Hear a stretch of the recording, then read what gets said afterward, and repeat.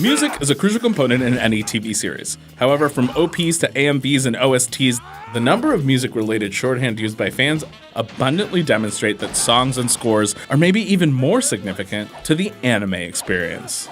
Few directors in the field understand this as thoroughly as Shinichiro Watanabe. From the brassy blues of Cowboy Bebop to the scratching rap of Samurai Champloo, music is as much a character in his shows as the Galactic Bounty Hunters or sword-swinging Ronin. Some series, like the coming-of-age drama Kids on the Slope, are entirely about musicians. Much like Spielberg's collaborations with John Williams, Watanabe has worked with composer Yoko Kanno in some capacity on most shows, honing a signature aesthetic as collaborators. Many directors know to hire a composer who can underscore drama and heighten thrills, sure, but so sharp is Watanabe's taste for tunes, he's actually been brought on as a music director for series like Michiko and Hatchin and The Woman Called Fujiko Mine. What truly sets Watanabe's oeuvre apart, though, is his sense for the ethos of music, crafting certain shows like record albums. Music factors into all of his stories. A grim sci-fi thriller about mass teenagers raising hell in an alternate Tokyo, Terror in Resonance already references sound in its title.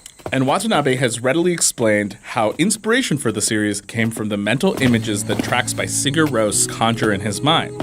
The Icelandic shoegazer band's influence was so important, in fact, he not only had Yoko Kanno compose songs with Icelandic lyrics in the band's style, he also insisted on having the soundtrack recorded in Iceland to ensure authenticity. Such extreme measures show that music is far from a mere additive element for the director. Watanabe also released Space Dandy the same year. It's a series with the exact opposite tone, following a lecherous bounty hunter who hunts aliens with a robot and talking cat by his side. If this dandy guy's gravity-defying pompadour didn't evoke rockabilly enough, his ship rounds out the tribute in its name, the Aloha Oe, a clear reference to Elvis and his love of Hawaii. It's Elvis, Hawaiian style. A standout episode could be programmed alongside musicals like Paradise, Hawaiian style, that the Kings starred in too. Dandy goes undercover at a performing arts school, dancing and crooning as he searches for a rare alien who, in a textbook twist, turns out to be a plain Jane. After an extreme makeover, she and Dandy show up the school's snooty prom queen at the big dance. Conflict isn't resolved with ray guns, but a sing-off. And it's not just one big number, but a whole bill of songs. The show goes an extreme measure or two, or three, for the sake of pomp. As mentioned earlier, there's nothing abstract about music's connection to story in Kids on the Slope. The show's specifically about teens learning to play jazz in the 1960s, centering on Karu, an introverted freshman who finally settles at a high school after having to roam for years. Each angle of his coming of age is filtered through the musical experience. His big and brash classmate Sentaro seems like a bully until they learn they're both musicians and have enough common ground to become best friends. Karu's breaking out of his shell is then tracked by his progress from the rigid formalism of classical piano to the freewheeling spirit of jazz that Sentaro shows him. The animation's most impressive special effect is by far the realism of musicianship when Sentaro plays the drums. It isn't simply an impression of playing. Extensive detail is paid to his technique in handling sticks. Each beat corresponds precisely to what's played on screen.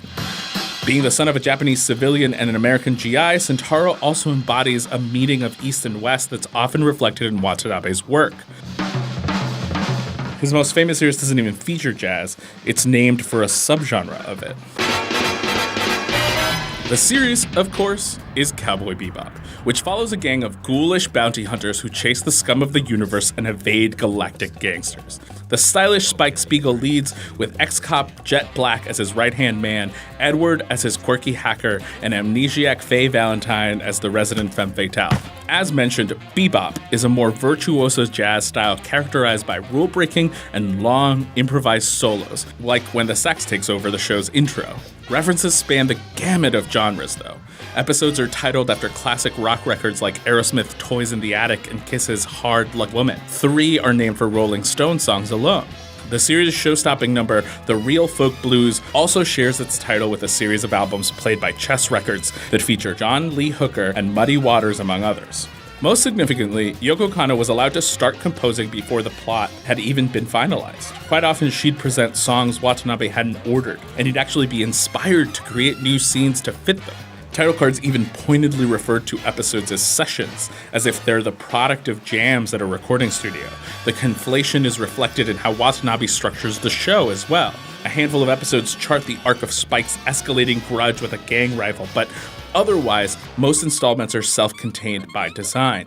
In effect, they're more like tracks off an LP than chapters in a 26-part epic. Viewers don't necessarily need to watch them in order, and their two-act structure maybe even evokes the old A-side, B-side setup. It's an approach Watanabe is fond of. Space Dandy's continuity is even looser. Characters die or meet otherwise permanent fates, only to return next time like nothing happened. The shows are more accessible overall than a typical anime series as a result. Episodes feel like singles anybody can enjoy whenever they pop on air, without needing to be versed in what came last week or even before the commercial break.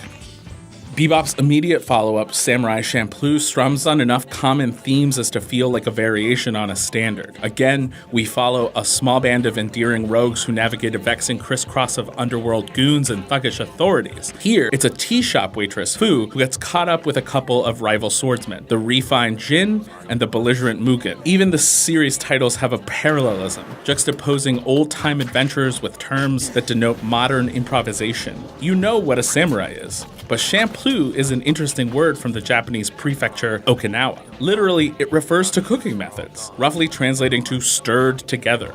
More loosely, it means ad hoc, which relates to freestyle rap easily because the series is a history remix. Mugen fights like a breakdancing b-boy.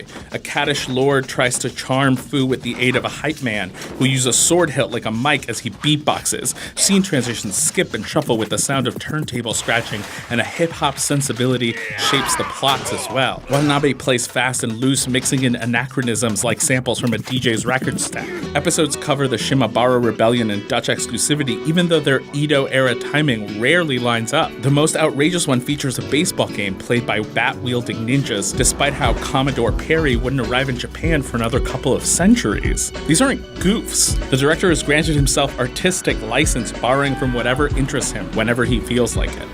The hip-hop style of Samurai Champloo is exemplified in Watanabe's collaboration with renowned producers Nujabes and Fat John, who he attached for this legendary meetup.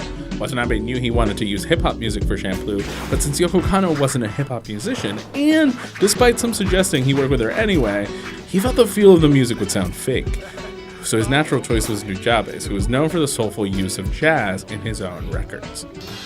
Just as Kaoru comes to see in Kids on the Slope, Watanabe treats formalist rules as an enemy to vibrancy and art. With improvisation as a mantra, it's his confident inhibition that makes him a superstar next to other directors. The international success of his shows can surely be chalked up to another quality of music as well. With dubs, subs, and localization being another set of anime fan jargon, it's undeniable that translation is a contentious area of anime, and one that good songs can easily sidestep. By letting music be such a big part of his work, Watanabe ensures these shows will always transcend language barriers, or any other barriers that might constrain them. What do you think of Watanabe's use of music in his work? And are there any other anime with really thoughtful use of music? Let us know in the comments. Make sure to subscribe, like, hit the notification bell, do all the things. This is Gamma Ray. We will see you next time.